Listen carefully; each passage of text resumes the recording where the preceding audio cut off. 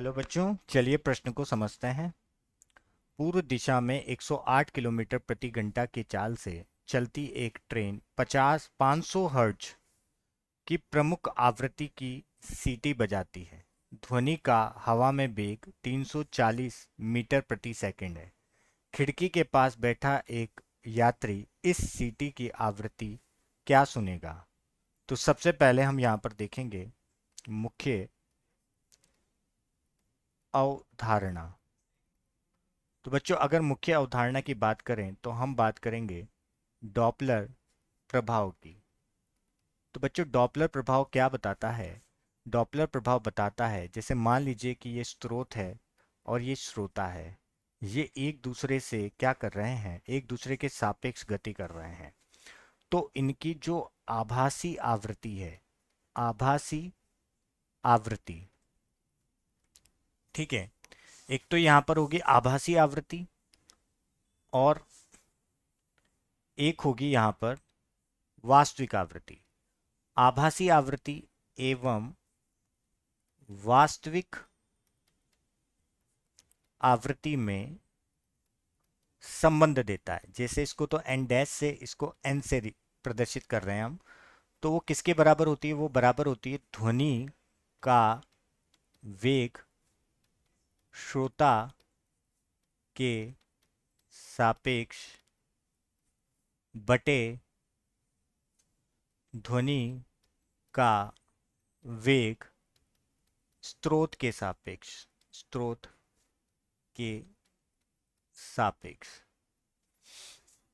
किंतु अगर यहाँ पर जो डॉपलर प्रभाव है, इसमें अगर श्रोता, मान लीजिए कि श्रोता एवं स्रोत के मध्य अगर सापेक्ष गति शून्य हो जाए या सापेक्ष वेग क्या हो जाए?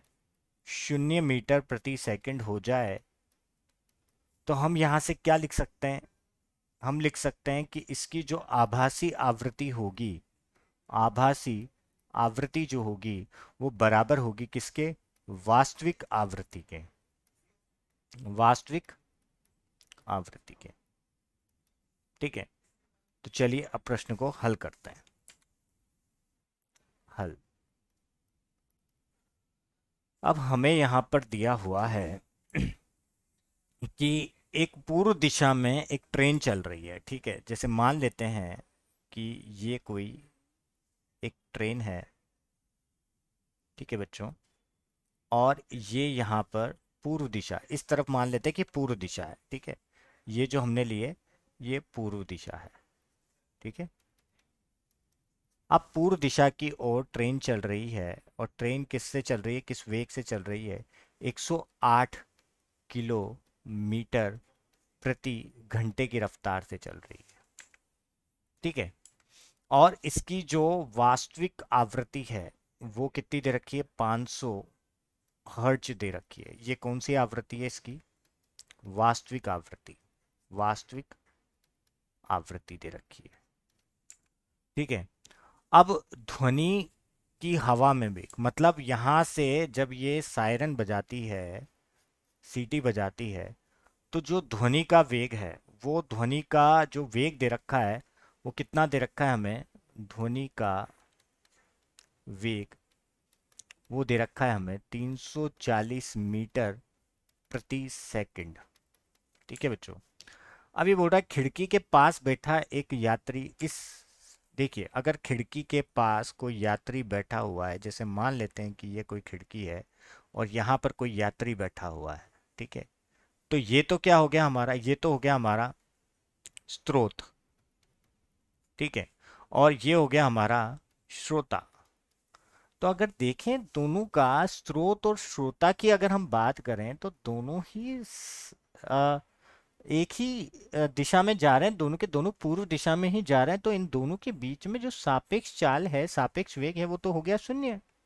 तो अगर हम डॉपलर प्रभाव से देखें तो डॉपलर प्रभाव से हम क्या लिख सकते हैं कि यहाँ पर देखिए कि जो श्रोता एवं स्रोत के बीच में, एक मिनट, स्रोत के बीच में, स्रोत के सापेक्ष वेग क्या हो गया है बच्चों?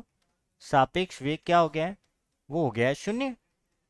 अगर शून्य सापेक्ष वेग हो गया है तो हमें पता है कि डॉपलर प्रभाव से जो आभासी आवृत्ति होती है और जो वास्तविक आवृत्ति है, वास्तविक आवृत्ति है, इसका जो सूत्र होता है वो बराबर होता है ध्वनि का वेग किसके सापेक्ष? श्रोता के सापेक्ष।